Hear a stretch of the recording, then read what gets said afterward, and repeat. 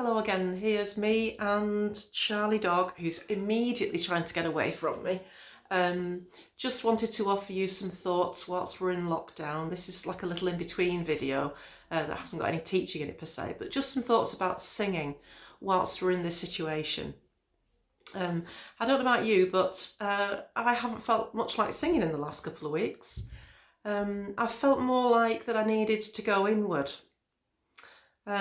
I mean, singing is just such an outward performing activity. Well, it's both really, isn't it? I mean, I often feel when I'm up there on stage that, you know, the first person I need to look after actually is me. I need to find my own sense of personal balance and feeling okay before I can give out to an audience. And it's a cyclic sort of feeling, you know, you give to yourself and then you give to the audience, you give to yourself. So the whole energy of that is constantly working its way through you. So how do we deal with that whilst we're in lockdown? You know, we haven't got our choir members to be with. We haven't got our accompanists, our friends to sing with. It's a solitary event at the moment, and then there are all sorts of research papers coming through. Well, I say research papers, the investigations really, into how healthy in terms of coronavirus the activity of singing actually is from an aerosol point of view, in that when you sing, they're saying now that you can project the virus up to 16 feet. Where does that leave us now and in the future? We have to sit pretty and we have to wait and find out. So in the meantime, we have to learn to sing for ourselves, which begs the question, is the lockdown, is the coronavirus situation actually, it's painful, it's difficult for some people, but is it good in another sense, in that we're having to look inward and face ourselves inwardly quite deeply, and ask ourselves questions as singers, you know, where do we sing from? You know, do we sing from deep within?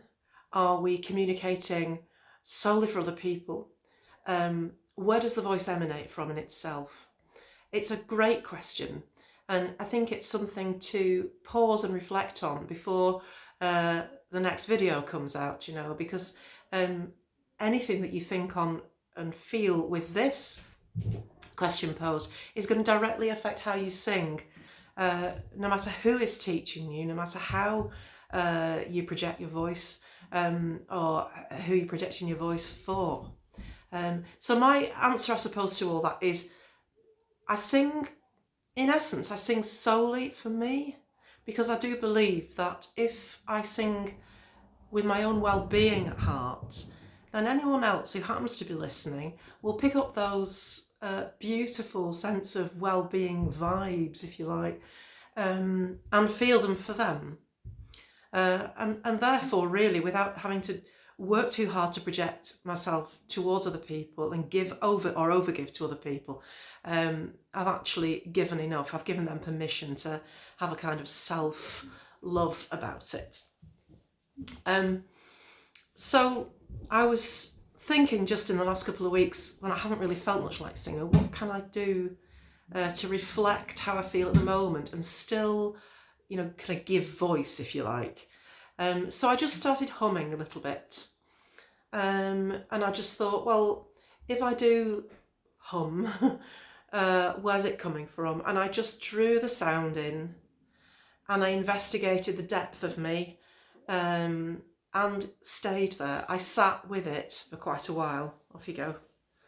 I sat with it for quite a while, and that had to be enough, you know. So I would say that, you know, if you don't feel like singing, don't. If you feel like singing a little bit, do that. If you feel you want to sing but, you know, you can't find the kind of physical energy to do it, leave it for a while, and then when the mood takes you, maybe just hum a little bit, or something very low in your range, or comfortably low in your range. But rather than just make the sound, have a little investigation and see where you're making that sound from in terms of your feelings and where you're at that time, and honour them, allow them, because I think especially in these times, all are welcome.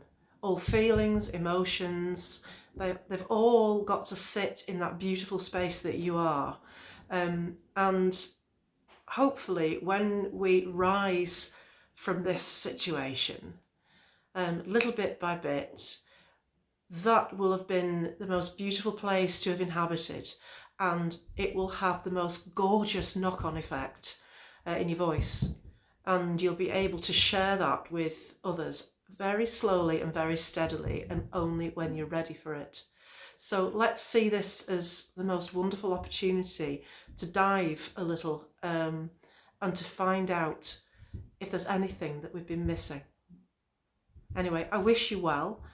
Charlie's decided to lie on the floor for a bit, so he wishes you well as well, and I'll see you next time for more singing.